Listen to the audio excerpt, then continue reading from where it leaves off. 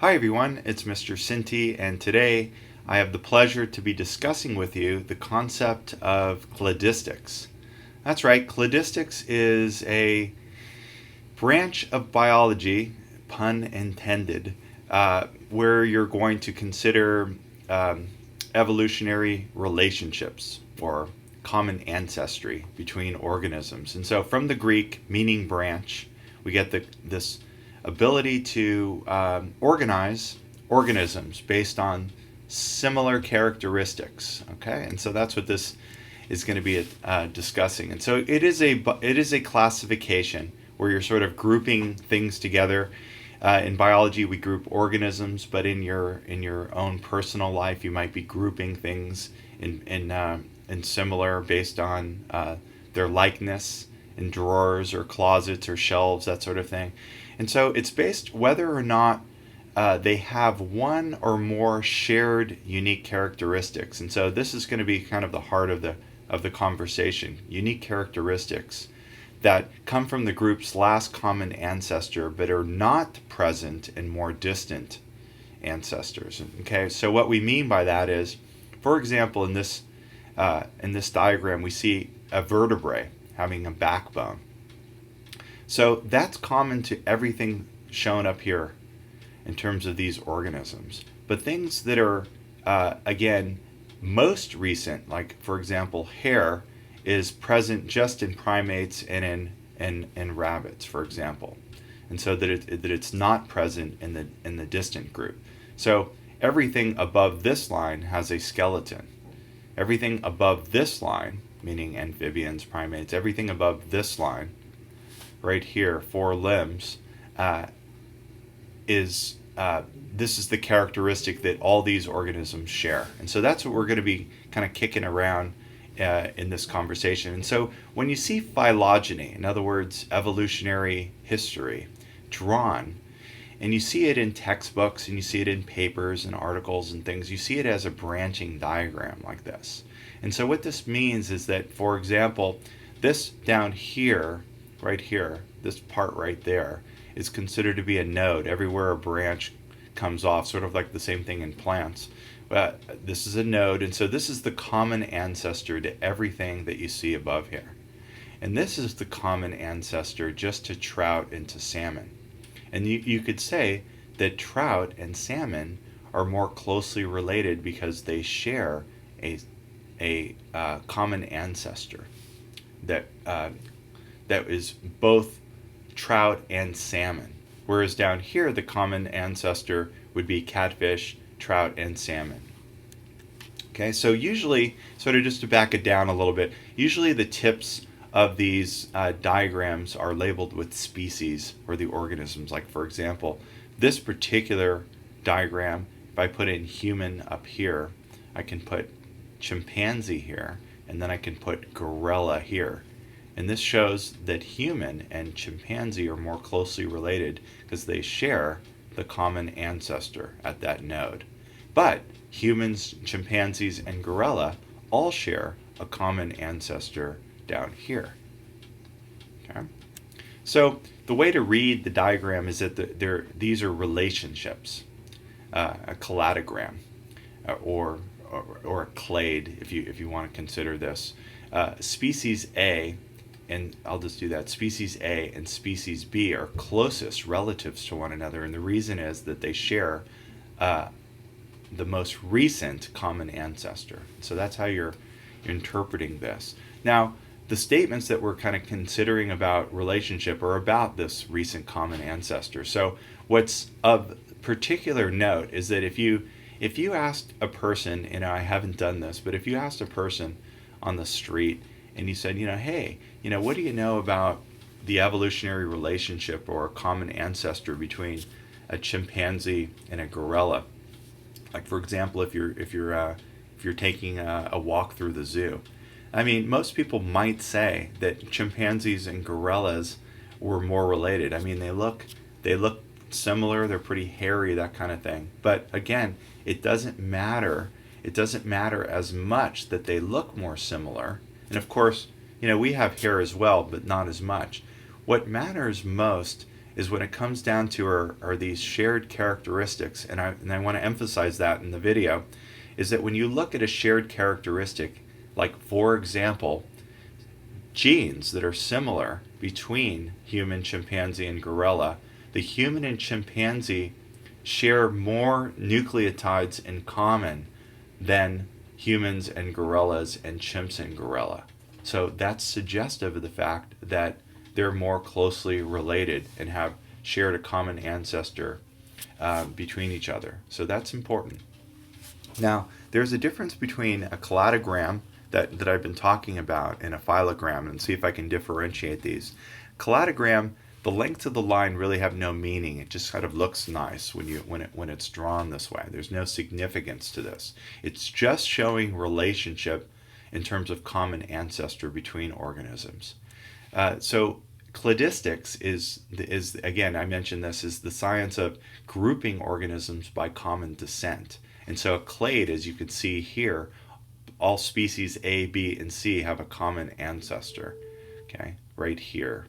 You can see that all of these right here indicate that all the species had a common ancestor back in here. Okay, and so this is what's considered to be monophyletic. It signifies and it consists of ancestral species and all of its descendants. Monophyletic, as you can see here, it's just a term that could be useful in your studies. So monophyletic is a clade or a particular branch. Now so para means alongside. Paraphyletic is groupings consisting of an ancestral species and some, but not all of its descendants. And so what we mean here is, here it is, and as you can see, it groups in F right over here, but removing G. And so this is paraphyletic. This particular grouping, group 2, if you're considering a paraphyletic group, that would be group 2. Okay, an example of that would be here, as you can see, highlighted in blue, if you wanted to pause the video and take a look at this. And then I also want to talk about polyphyletic groups, right here between cetaceans, like for example, the whales and dolphins and seals. That's a grouping consisting of various species with different ancestors, if you consider that. Okay, different ancestors, as you can see here and here. Okay, polyphyletic group. So a grouping consisting of different ancestors entirely. Okay. Now, a phylogram is, the lengths do matter a little bit more, and so they do mean something. And they could, what do they mean? They could mean time. Like for example, when humans and chimpanzees had a common ancestor right here, but it also is suggestive, the length is suggestive of the fact that this is when the speciation occurred between those two groups, between those two taxa. And so what we believe is that occurred around 5 to 7 million years ago. So it's indicative of time. So that you think of the tree that shows the past, it's looking at speciation. And then even further in the past is where gorilla broke away from this group, approximately 8 to 9 million years ago, that sort of thing. So when you look at, if you're considering a phylogram and you're considering time, this is a little bit of a nicer one. Sometimes it goes really far back. We're looking at 65 million years, 250 million years, 540 million years ago. And these lines indicate when the speciation occurred between the two groups. And you can see that the speciation, the last common ancestor between human and mouse was around 65 million years ago, right there. So that's suggestive of time. Okay, so the branching could also reflect the number of genetic changes in a particular DNA sequence, suggestive of the fact that there's more difference between organisms with a longer line. Like for example, back to this, if you look at one particular gene and look at its DNA sequence, you'll find that the DNA sequence is far more closely related between human and mice than in, for example, the chicken. But the chicken is the next available sequence that has more in common with mouse and human, if you consider it that way. Now, some of these trees are what are considered to be rooted. You're like, well, of course they're all rooted. And ultimately, in the tree of life, a common ancestor, Charles Darwin gave us that, descent with modification.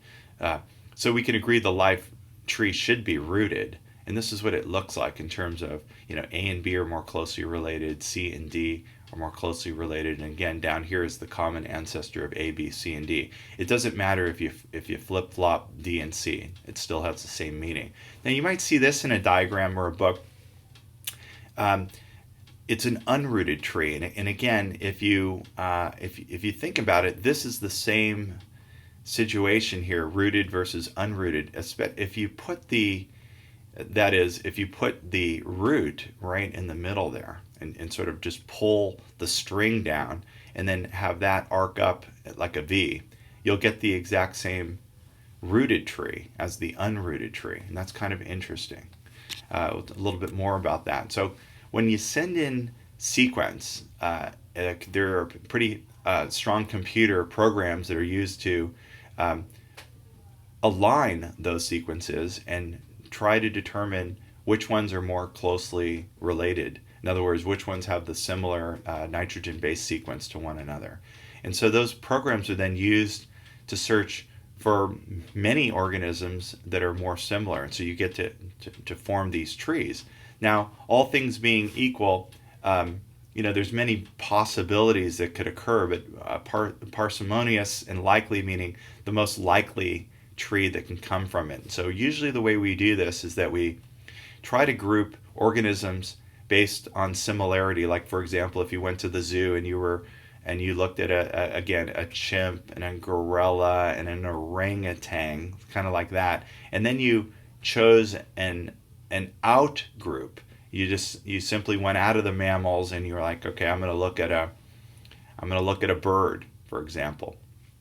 And so it'll come back when you look at a particular gene, it'll come back like this, like an unrooted tree, but then you would know that this bird, it would be where you would want to draw the root, and so that would come down like that. And so what does that look like? So what that looks like is this. And so you could find that A and B are more closely related, and then C down here, and then down here is the common ancestor between all of these things. But the bird would be the outgroup because it has least in common. So the outgroup is the species that has similar characteristics, but it is the one that's a little bit out from the others. So the outgroup has diverged before the in-group. That's what we're getting at right there. So there's in-groups and out-groups. And so systematics, these are individuals that work in this field, they compare the in-group species with the out-group to sort of see which ones are shared derived and shared ancestral characteristics. And so that's important, and it's like, well, let's talk about that a little bit. Shared derived and shared ancestral characteristics. So what are we talking about? So characteristics in general, again, back to this, characteristics shared by the outgroup and the in-group are either ancestral characteristics that predate the divergence. In other words, vertebrae are shared from everything. But having an egg with a shell occurs later, and only these two groups share that.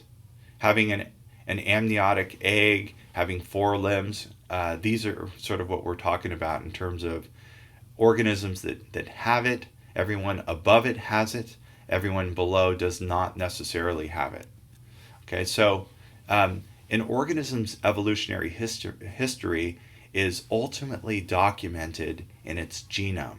And so when you look at the history of cladistics, of course, we're looking at morphological characteristics and phenotype mostly, but now ultimately the genome is basically the go-to in terms of you can compare nucleotide sequence in a homologous gene between organisms, and that's the ultimate measure of how similar the organisms are to one another and if they shared a common ancestor most recently. So that's the most important. But of course, you could look at other things. You could look at proteins or how many amino acids are shared between a particular organism. So you could look at hemoglobin or a particular chain of hemoglobin and then trace the history. So it's pretty cool, molecular. Now, what are we usually looking for? What genes? It depends. So the DNA that codes for ribosomal RNA indeed changes very slowly, and so therefore it's more useful to investigate these branch points because it goes back for 100 million years or so. But if you wanted to look at more recent changes in the tree, you might want to go to mitochondrial DNA because that changes more rapidly, and it's a good place to explore recent evolutionary events. So what's cool is you can go as far back and project because there's sort of this molecular clock involved in that there's a rhythmic rate to mutation in particular genes. And so that gets kind of complex, but you can make predictions about when speciation occurred based on the molecular clock of a particular gene. I hope that's intriguing. I find that to be particularly cool.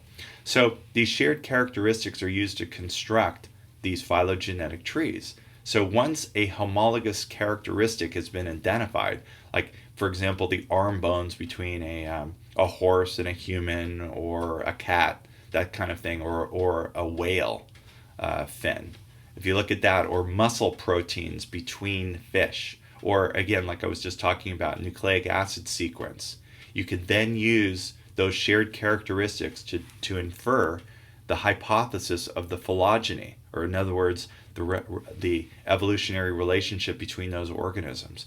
So shared ancestral and shared derived characteristics, just to dial that in. So in comparison with its ancestor, if an organism has both shared and different characteristics, so what they all have in common and what is unique.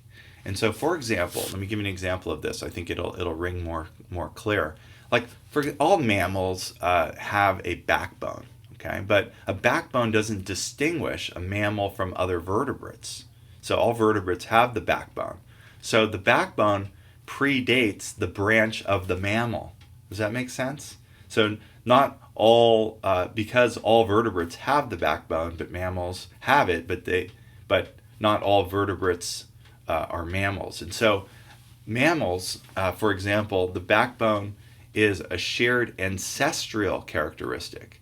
It's a characteristic that originated further back in time in an ancestral taxa, or a taxon, either one. Okay, so that's a shared ancestral characteristic that mammals have with all vertebrates. Okay, so shared ancestral one. A shared derived one is a unique evolutionary novelty to a particular clade, like for example mammals. Now what's cool about this is that you could develop something, but you can also lose something, and so that's something of consideration. But in contrast, hair, for example, is shared by all mammals, but not found in their ancestor. Okay, so that's a shared derived characteristic. So hair is considered to be that because it's novel or new to the clade of mammals. Okay, so inferring evolutionary relationships is useful when you're trying to consider these clades. And so when did the characteristic that you're studying first appear? And that's when you'd put in that line, like where did that characteristic first appear? Did it appear there? Did it appear there? Is useful in terms of diagramming. So how does one analyze a characteristic and determine that? Well, you could say, well, for example, in this phylogenetic tree here, leopard versus turtle, okay? Now, hair appeared here because hair is only found in the leopard. But when you consider back here, an amnion, a membrane in embryology that surrounding the embryo. So the amnion and the turtle is shared between turtle and leopard, so it would occur right there. That's where the derived characteristic comes in. And then walking on 4 legs would occur here. All of these walk on 4 legs. And then jaws over here, for example, and then a vertebrae here and the lamprey are part of that group as well. And so you can see how they all share a vertebral column, except for this, which is the outgroup that does not have that. And so hopefully that was clear. So let me talk a little bit about something kind of practical that I work with in my lab with my students. And we take a variety of different fish and we try to compare the fish and look at them in terms of creating a phylogenetic tree and creating a diagram looking at evolutionary relationships. And so what we do is we take some of the muscle, so raw fish, and we employ something called polyacrylamide gel electrophoresis. And so in other words, we simply take a little piece of the muscle, break it up into its individual protein components, and then we denature those proteins using a variety of detergents and heat so that they can separate more clearly in a polyacrylamide gel when applied an electric current. And so we could separate those proteins. Here's a student pipetting the mixtures into the various lanes. And so we have a kaleidoscope ladder of protein sizes that we know. And so proteins need to be broken up, for example, if they're more than one polypeptide chain, and then we need to make them negative, and so open them up with heat, and then we run them through a gel. So this one is 1 polypeptide, this one is 2 polypeptides. You'll notice one is bigger, that's this guy right here, and the smaller one migrates further. And so this is useful. Not going to go into muscle protein, but there's a lot of different kinds of proteins found in muscle allowing it to contract. And what's really cool is that you can look at this characteristic of shared proteins between the fish to look at which ones, this is a good characteristic, which ones are more similar, the fish. And so give you an indication, these are a list of proteins that are found in fish, and they come in various sizes, and from very large down to very small, and these are their functions. You can pause the video if you're interested in this. And so, long story short on this, when you run a gel and you separate these proteins, and here's the kaleidoscope over here, the bigger pieces are up here and the smaller ones down here, you can literally look at this characteristic of whether or not the shark and the salmon, or the trout or the catfish, have a particular protein, like for example the myosin heavy chain. And you can start to compare looking at this. And again, the size is proportional to the distance that it migrates from the well. The smaller the piece down here, the further it migrates. And so that's useful, because then you could take a known standard of proteins, record that on the semi-log paper like this, and draw a standard curve for this. And then any unknown samples can be determined just by measuring their distance in the gel. And then you could match it up with the standard and know how big that piece was of protein. And so we do that. This is a picture of one of our gels. It may not be an ideal gel, but it was one that I had handy to include in the video. But each protein band that a fish has in common with another fish is considered to be an example of one of those shared characteristics. And so the family tree of the fish, or a cladogram, can be constructed based on these protein bands that they have in common with one another. It's pretty awesome. So Cladistics analyzes and assumes that 2 organisms share a common characteristic. They also share a common ancestor. So this is the punchline for the video. If they share a common characteristic, they should probably share the common ancestor with that same characteristic. And that's how the diagram is drawn. And so a lineage can be represented as a cladogram with the node, as mentioned before, showing the branching, the clade, representing the descendants of that organism.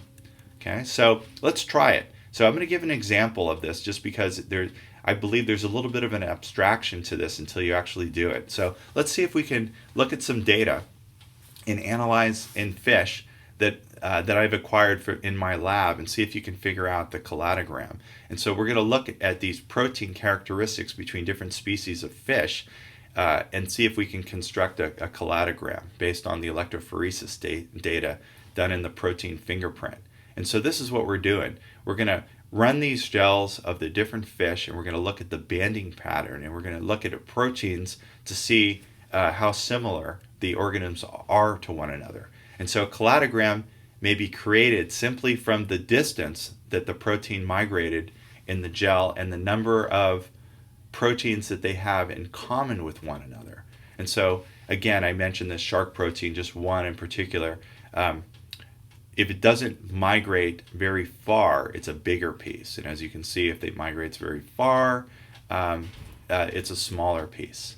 That's one thing to consider. And so you literally run the gels, and then you basically measure them, and you start saying, okay, shark's got this one. I'm looking at this line right here. Shark's got this guy, this guy, this guy, this guy, and you start looking at them, and there's 8, and salmon has 10. Trout has 13, cat has 10, and sturgeon has 12. And you start coming up with these characteristics. And then you need to ask the important question. You're like, well, which ones are in common between them? And so this diagram right here, again, you can pause. This diagram right here is really important in what we're trying to do. Because when you look at, for example, the shark had 8 and the salmon had 10, but when you look at salmon and shark, they have just 2 bands in common. Okay? That's significant. Okay? That's significant. While trout and salmon, trout has 13 and salmon has 10, but they have 10 in common with one another. Okay? And what does that mean to you? They have 10 in common versus 2 in common. Okay? Well, the first thing that you got to do is you got to start drawing some lines. And so usually what I like to do is draw a line like from the left in an upward direction like this, like that. And so it's sort of the trunk. And then you identify the fish in your study or the organism in your study that it has the least in common. So that's that outlier or outgroup that I was mentioning before. So in this example, the shark has only 2 bands in common with the other fish. So I'm going to draw shark first. And then I'm going to draw it at a 90-degree angle like that. And then I'm going to actually write the word shark there, and that's my outlier or my outgroup. And the node right there is where the shark branch occurs, and it forks off from the rest of my in-group over here that I'm going to add to. And so then you find the fish that have the most in common. For example, salmon and trout, as mentioned before, had 10.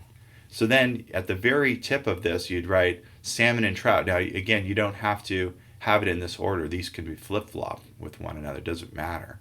But that node is a common ancestor between trout and salmon right there. Okay, and then you find the next one, which happens to be a catfish. Okay, and then you include that one on there because catfish has 5 bands in common with the salmon, and it indicates that this is where it would occur on the tree. Then you continue, and then you add the next one, the sturgeon. Okay, the sturgeon, which shares 4 bands with the trout, 3 with the salmon, 2 with the catfish and the shark. And so this fish seems a little trickier to place it for a variety of reasons. Okay, because it shares more characteristics with salmon and trout than it does with catfish, but the catfish shares more characteristics with salmon and trout than the sturgeon does. So you need to think about this for a little bit, okay? And so when you ask yourself the question, does the sturgeon share 5 proteins that the common ancestor of salmon, trout, and catfish had? The answer is no to that, okay? So that's important too. Does the sturgeon share more proteins with salmon, trout, and catfish and shark? Yes, it does. So therefore, sturgeon gets its own branch between catfish and shark, okay? Because it's more in common with that than that, okay? So hopefully that was clear. So it should be noted, it can get fun. I mean, you can get frustrated, or you can think of it as a challenge. What about carp? Now, that wasn't really considered, but in this case, where there's two pairs of fish that are more closely related, like, for example, catfish and the carp are, carp has more bands in common with catfish, let's just say 8, well, whereas 5 or less with the other fish. So therefore you would put carp coming off the catfish branch. And so they share a common ancestor there. Okay? That's kind of interesting. Okay, so here you can start to see the tree emerging right here with some pictures in there. That. And again, this is the common ancestor to everything. And so that's just one small branch of the tree of life. I just want to tell you, it's like that. These are just a few species that we're considering, and there's, again, not even species. We're talking about there's many different kinds of salmon as well. So the whole tree of life is rather complex, and so I just want to say that it's such a cool thing to try to endeavor to create a tree of life showing all of the evolutionary relationships between all living things, that every living thing on the earth has equal significance and has this great lineage and this great ancestral past, and that we're all descended from a common ancestor.